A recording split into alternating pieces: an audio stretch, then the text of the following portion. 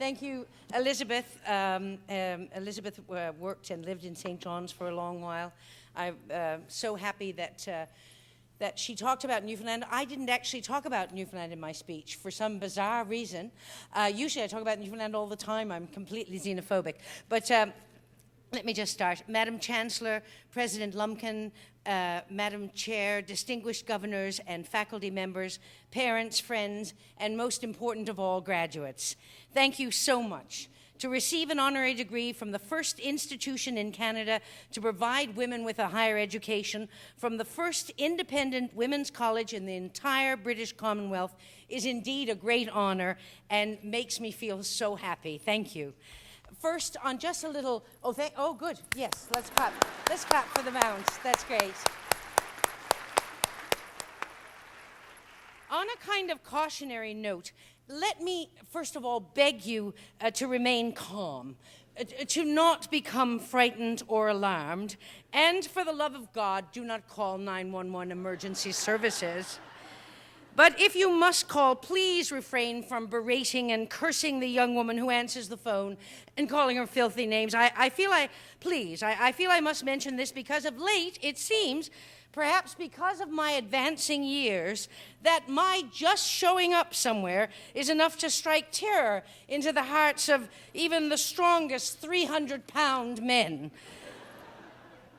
But today, as it was with my visit to Mayor Ford a couple of weeks ago in Toronto, I'm simply here to chat and maybe share some of those, what I've taken to calling hot flashes of insight that have been plaguing me for the last decade or so. Share them before the scorching heat brought on by what can only be described as the tectonic shifts that daily take place in my hormonal makeup. Share the last few bits of information and insight right off my dorsal lateral prefrontal cortex.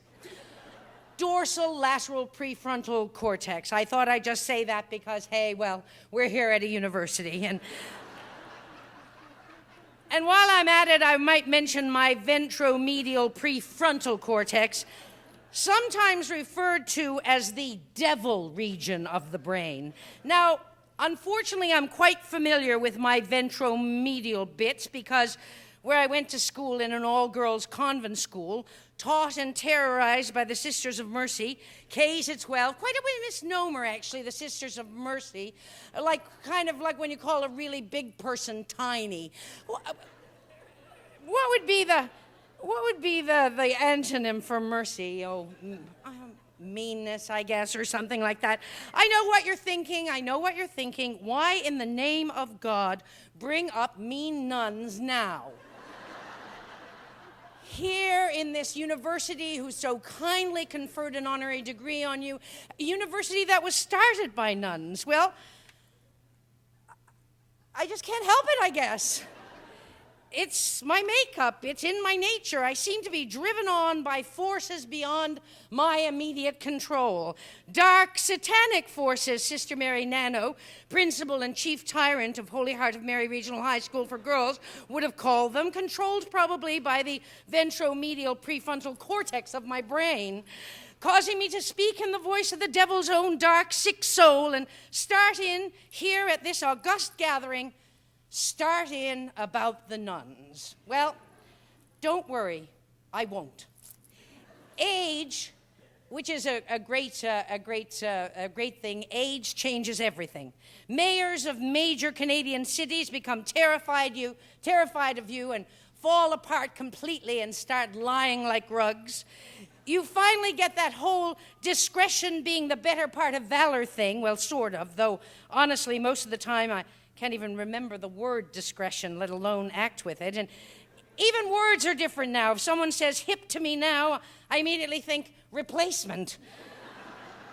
And if I hear get down, I think, oh yeah, sure, but am I ever going to be able to get back up again? I blithely, of course, go on thinking of myself as middle-aged, which is all very well if I'm going to live to be 118. The truth is, I'm a brassy bit of aging crumpet on the slippery slope side of 55 and picking up speed. I'm in that third stage of womanhood. You know the three stages, young, middle-aged, and oh my God, Mary, you're looking good. My volume control button drifted up on deafen there a few years ago. My internal thermostat, as we already discussed, is stuck up on cream 8. I'm hot and loud, more like a Caribbean carnival, really, than an actual human being. And big. Well, I was always a big girl for 12, but now, sure, I'm the size of 3 regular-sized Canadian actresses. Yes, it's true. Look, there's plenty of room right here. Can you see that? For Sheila McCarthy from that TV show, Little Mosque on the... Oh, sorry. I don't know what's wrong with me. Whenever I even say the name of that show, I just fall asleep. And here's room for little Cynthia Dale, and sure, we could squat Jerry Hall in here from this hour is 22 minutes, and probably even have room to fit little Wendy Mesley in here in between. Of course, where Cynthia Dale and Wendy Mesley both banged Peter Mansbridge, that could be awkward. Oh. Who is the hypotenuse on that toxic little love triangle, I wonder? Of course, after a certain age, you can't find anything to wear anymore if you're above a size 10 and still mercifully below a size 3X. I was trying to find a new frock to wear for this afternoon. I found myself in the little dressing room with something that had 2 numbers on it, and of course I'm as blind as a bat in a felt hood, so I thought it was maybe a 12 or a 14. Turned out to be a size 00. I never even heard of size 00. I was still reeling from size 0. What do you mean size 0? Like nothing, nada.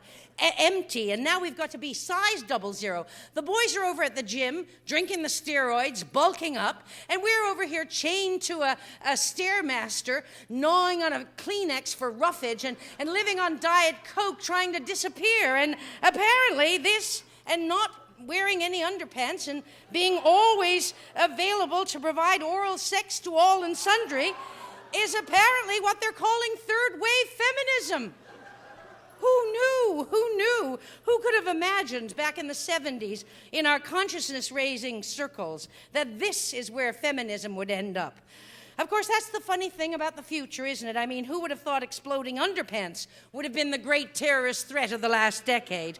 Oh, not smart bombs or high-tech gadgetry or modern advanced futuristic numbnuttery. Not the future as promised in science fiction and Star Wars, but a more Wile E. Coyote, Roadrunner, cartoony kind of future, full of crates of Acme exploding underpants. Beep, beep. And of course, as we've already mentioned, we're still celebrating International Women's Day. And as I never grow weary of saying, day, come on, even root vegetables get a whole week. Honestly, October the something to the something is International Turnip Week. And the whole month of June is devoted to pecans. Women get a day and nuts get a whole month. And the worrisome thing is that in Canada, the gender gap is widening. Women still only make 67 cents for every dollar that a man makes. The good news was that for a while we had the highest percentage of women in federal cabinet positions in the history of Canadian government. But then Steve-O got fed up, I guess, with a few of them, and where they wanted to be seen and heard, apparently. Ooh, cheeky. And got rid of them. But even at its best, it was only 29%, and we are, of course, just over 51% of the population. And I know people say it's our own fault, women don't want to be in politics, and yes, it's true, it is so hard to keep the makeup on the 2 faces. But honestly, sometimes I just get depressed, and I read recently that depression is only anger, really, just without the enthusiasm. And I've given myself a little talk too, and I know I have to get more enthusiastic, because the gap between the rich and the poor in our country, in Canada, is growing faster even than it is in the United States. In one day, Canada's top CEOs make more money than the average Canadian worker makes in a year. In the last 25 years, the income of middle-class Canadian families has not grown at all. Zip, nada, 00. So something has got to be done. Remember when the government was getting rid of the long-form census after they'd spent $1 million at least overhauling it, and the then minister Tony Clement, the great pork barreler himself, said that they were getting rid of it because they'd received complaints. Complaints, as it turned out, from just one Canadian. Now, if we could only find that person, that enormously powerful Canadian person, and get them to complain to the Harper government, or as I still somewhat naively like to call it, the government of Canada, complain about the raging inequity, about the billions they're about to spend on prisons to lock up the poor and the mentally ill.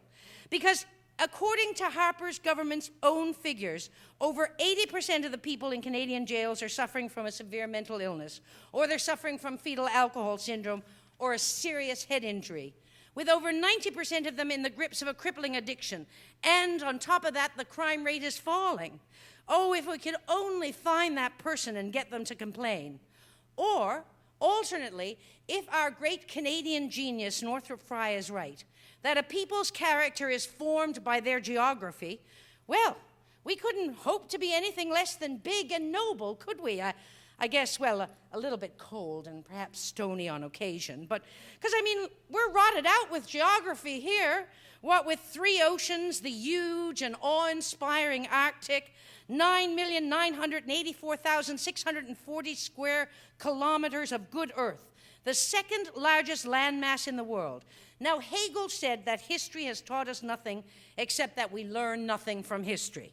But Northrop Frye believed, as do I, that we learn everything from geography. And so as Canadians, surely faced with an embarrassment of geographic riches, we could do so much because we have so much room to be big and expansive, to be accepting and tolerant, to throw open our arms, to be generous, so much room to stand up, to rise up and demand social justice, to make room, to howl out against injustice, to be big and bold and sublime, just like this great, grand, and rugged country that we have the good fortune to be part of. Thank you very much.